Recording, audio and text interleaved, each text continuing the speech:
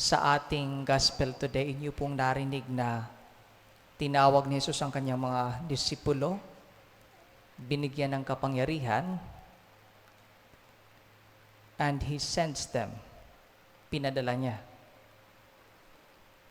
Ang keyword po for today's gospel, kung ilalagay natin sa isang salita ang keyword ay entrust. Entrust. Tagalog is pinagkatiwala. Pinagkatiwala.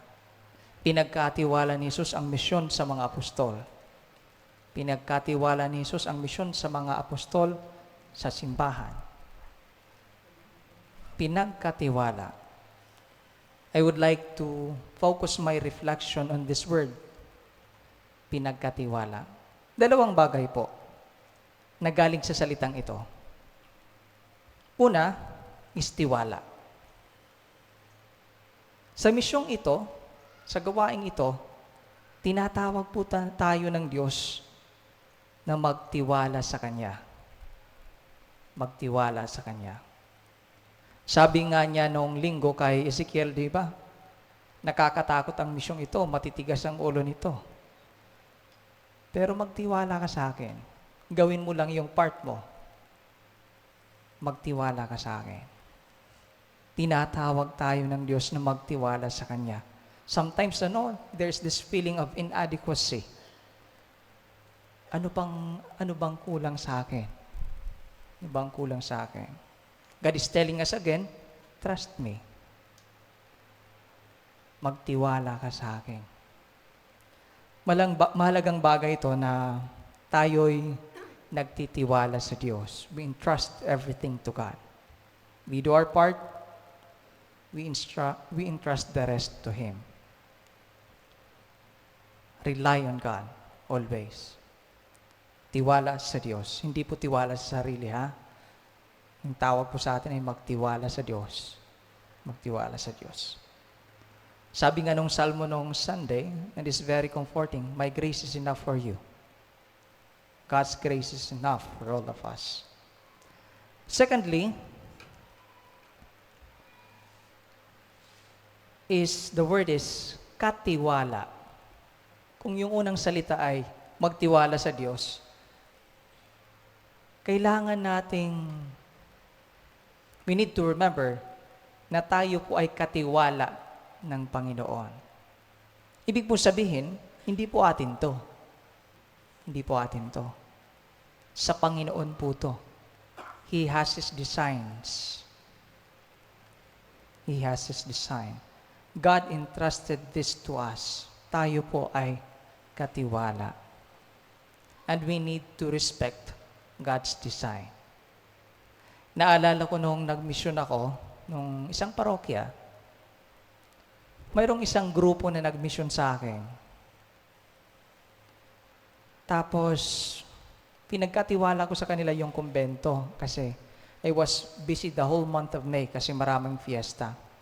So sabi ko, kung anong mayroon dito na ulam, okay, kuha po kayo. Tapos magluto ko yung anong gusto nyong kainin, gusto nyong linisin yung kumbento, okay, fine. Naku, pagbalik ko, ako'y na-shock dahil may bakod na. Yung kumbento, may bakod. Maganda naman yung pagkagawa. Wala naman pong problema doon. Tapos ngumiti ako sa kanila. After a few days, tinawag ko sila. Sabi ko, sa lahat po ba ng lugar na pinagmimisyonan ninyo, ginagawa niyo po ba ito? Yung biglang magbabakod na lang kayo dyan na walang paalam? Father, hindi po, dito lang po. Well, maganda naman po yung ginawa mo. Yung problema, di po natin alam kung may balak o may plano yung may-ari nito. Diba? Let's say, pumunta ako sa bahay ninyo, sirain ko yung bahay nyo, kasi aayusin ko. Maganda yung plano ko. Diba? May design. We should know how to respect the design of God and this mission. Siguro isang mahalagang trait ng isang magaling na katiwala is ang mainam na pakikinig. Kasi may instructions eh. Ganito, ganito, ganito, ganito. Sa salita ng Diyos, di ba? May instructions. Kailangan walang labis, walang kulang. Kailangan tama. Hindi ko pwedeng ilagay yung opinion ko. Kasi sa Panginoon to, ito. Ito po yung design ng Panginoon. Ito po yung design ng Panginoon. At klaro nga sa ating gospel, yung mission, di ba? Pumunta kayo, humayo kayo. May instructions ng Panginoon. Tayo po ay katiwala ng Diyos. At sana masunod natin palagi kung ano ang design ng Panginoon regarding His Word. Halimbawa, sa marriage, di ba? Sa pagkakasal, anong sabi ng Panginoon? Yung design niya is, God created man and woman. That is God's design. Hindi ko pwedeng baguhin yun. Hindi ko pwedeng baguhin yun. What God has united, man should not destroy or should not divide. Yan ang instructions ng Diyos. Hindi pwede nating baguhin. Dapat palaging tama o sakto kung anong i-deliver natin na mensahe o salita ng Diyos. So, dalawang bagay po for today. Una, tinatawag tayo ng Diyos na magtiwala sa Kanya. Secondly, always remember na tayo po ay katiwala ng Panginoon. At malaking biyaya po iyon, na tayo po ay katiwala ng Panginoon. At tayo po, dahil tayo katiwala, kailangan nating sundin palagi kung ano ang kalooban ng Diyos.